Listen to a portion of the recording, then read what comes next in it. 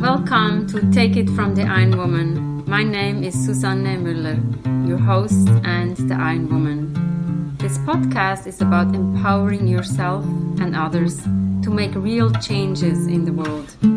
You will hear from everyday, smart, sophisticated, hip people like you and me.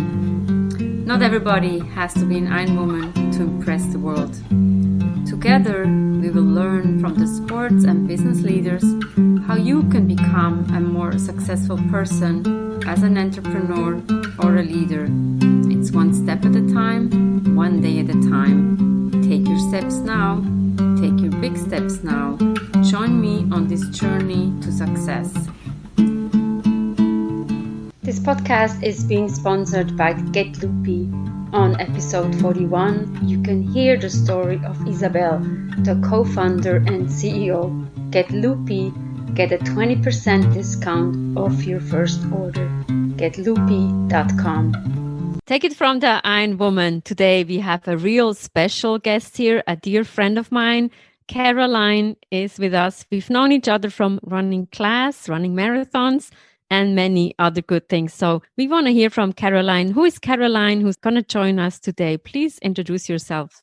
Hello, Susan. I'm so happy to be on your show today. This is so much fun, especially with Zoom now where we can connect all over the world together. So it's really nice to see you. My last name's Desjardins, which I've totally anglicized because I've lived in the States for so long now. Desjardins, the gardens, originally French-Canadian, even though I don't have a French accent anymore. And I moved to New York City to study fashion. I worked in the fashion industry for many years. And the running aspect of it came to me organically, having a big birthday. And I said, let me train for my first marathon. Tried to do it by myself. And then I took some running classes with the New York Roadrunners Club. And as I was taking classes as a student, they were recruiting people to become coaches. Asked me out of the blue, would I like to be a coach? And I said, wow, I never even thought about that. But yes, I think that would be fun. And that sort of became my contrast of my fashion job during the day is leaving my job and coming to the school where we would change, put on the running clothes, put everyone on an even playing field. And then we would go out into Central Park and motivate people from beginner to people that actually took the racing very seriously and wanted to be the first in their age group, and from a very innocent sort of place, and ended up loving being a running coach. And then training for my own marathons throughout that, which was always the nice balance to my crazy job in the fashion industry. It was that one thing I love to do at the end of the day is just come and relax, and literally 10 minutes of running in Central Park, all that stress from the day would just literally wash away. And we would have a nice little group at the end of the running class, and we would go out for a pizza and a little glass of wine after, laugh, and just finish the day on a high note all the time. It was always such a pleasure to be around our running friends. And it became a thing over so many years. We love to get together and share stories and train for whatever it was. Some people took it really seriously. Me, I'm a casual runner. I love to do it for the exercise, but I wasn't so competitive. And I don't know. I think everybody's a little competitive, right? When you're in there, you see the person ahead of you and then let's catch that. Yeah. I remember Caroline and I ran and we talked, and you said it's really good to be in Central Park. And I feel like this is what we needed after a stressful day. Be in Central Park, in nature, and just get that good energy so we could get through the day, through the week. I always remember the people who looked up to you. I always felt like you were the best coach for stretching. Everybody was like, Caroline, can we do stretching? And it feels like you were so passionate about it. I tell you, honestly, it felt so good to just let go of all that stress from the day. I would hold a stretch on my neck and go, oh, wow, I've been sitting at the computer way too long. Oh, let's stretch our neck. And then I'd be like, oh, yeah, let's stretch our back and let's stretch our legs. And it would feel so good for me as well. So I guess I was just going through all my little aches and pains and stretching them out, and it was helping other people at the same time. I felt like this was really the best part. Like you can stretch. And what I also think, like as a running coach, it was so raw. Remember when it was raining and the mascara would run down and complete abandon of all the crazy stuff that people worry about. And we would just say, hey, it's mascara, you wash it off. It's not a big deal. Do you have any highlights from your coaching career? We're still both certified running coaches. So if listeners have questions for Caroline, she's a good coach. Mm-hmm. Well, you know what? I didn't even realize in the beginning, after we would have a really good class and I was like on a real good high myself and coming back to the school and everybody would get their things to go home. And I would have individual students come up to me and say, I've never run before, I've never exercised before, or I've just finished my chemo treatments and these classes are the most amazing thing and it's just changed my life. And I would just be taken aback and go, wow, I just looked at it as a fun little running class that we did at the end of the day. But the impact it had on some of the students that I had no idea what was going on in their daily lives and how it literally was improving their health or making them just change the way they were looking at the world, that impacted me a lot as a coach. I never realized the way we could really help people transform their lives for the better with a simple little running class. And standing in front of them, sweating with them. I think that was like the joy that we had. Tell the listeners how many marathons you have run.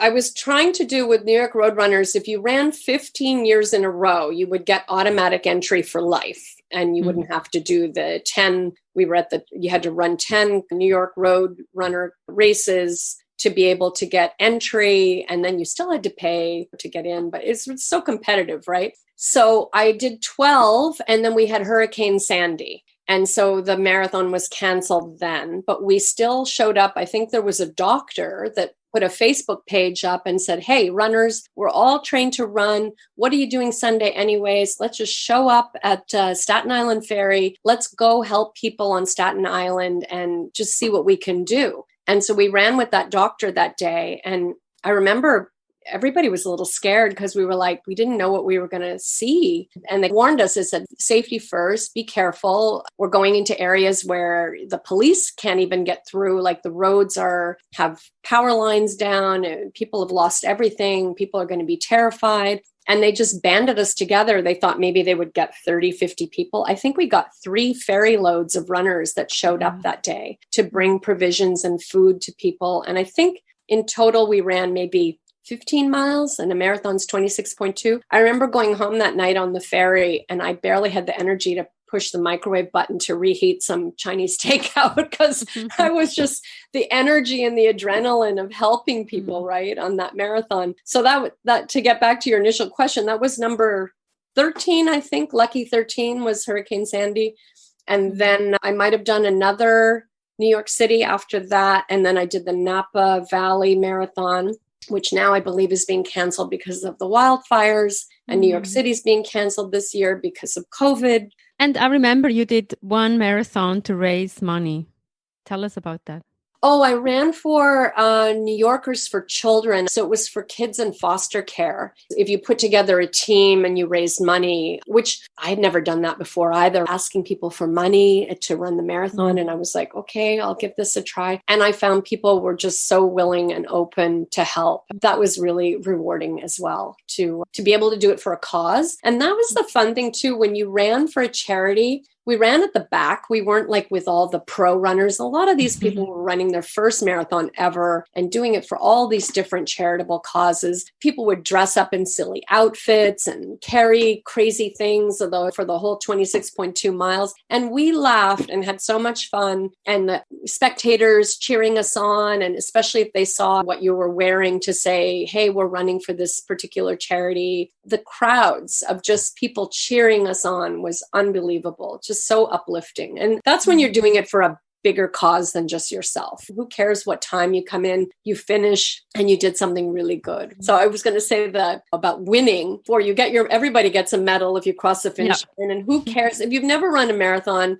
whether you ran it in 2 hours or 8 hours, like nobody cares who's never run a marathon. They go, you ran a marathon. That's crazy. I can't get off the couch. So you go home with your medal and people who see you, they go, wow, did you win? Did you have, and I was like, no, everybody wins. Everybody gets a medal if you across and you're proud of that medal, right? It doesn't matter what your time was. You did it. Celebrate after. And it's a huge accomplishment. A lot of people forget it's not only that one day, it's about the training that we put in. The journey is more important than the destination. So it's about an accomplishment. But what I hear of you telling us the stories of coaching and running, it's about having fun and get the good energy, the good juices for the everyday and, when days are not so easy. But I think the running helps a lot to uplift us and also uplift others. Absolutely. So I would wear that medal. The marathon's always on a Sunday. And so I'd go to work Monday morning and wear my medal to work, more, not just to brag about it, but to be proud, but also to let my boss know, hey, I'm having trouble with the stairs today. Like I might be a little bit slow, because we would run up and down the stairs, literally like 5 stories from between the different offices instead of taking the elevator. And the day after the marathon, your legs are pretty stiff to go up and down stairs. But it's actually the best thing to do is to keep moving. You heal faster if you can keep your legs moving. But I remember people just looking at that medal going, you ran the marathon yesterday? Are you kidding? And you showed up for work today? How is that possible? And I'm like, it's possible. Most people can do it. I say, you can do it too, but you have to want to do it. If you put that mindset in your head, I could never do this. I could never do this. Then you're never going to do it. But if you just go, you know what? I think I want to try that one day. You can do it. Sign up, take a running class, learn how to run, start your first 5K. It's the only way you can do it, right? One step at a time. Keep moving. I think you just gave fantastic advice. Keep moving. If you want to do it, sign up for running classes. Maybe ask Caroline for advice. Ask other people who have done it. Sure. So thank you so much, Caroline. Your marathon stories are always really inspiring. And I remember our running days together. Let's hope we can run soon together again. And not a marathon, but a shorter distance would be good too. So thank you so much. More fun with somebody than just by yourself, but by yourself can be very therapeutic as well, right? Always nice to talk to a fellow running coach, and a lot of experiences, a lot of marathon stories, and also how she and I were helping others. So it's about providing support to others. What will you take away from this? Take it from the Iron Woman. We have episodes every Monday, every Wednesday. Don't miss out. There is something for everybody. And don't forget to order Get Loopy. GetLoopy.com. You get 20% off of your first order. Get Loopy is the plant-based snack. And Take It from the Iron Woman is also a book. You can get it on Amazon. It's a paperback or an ebook. Take It from the Iron Woman. See you next time.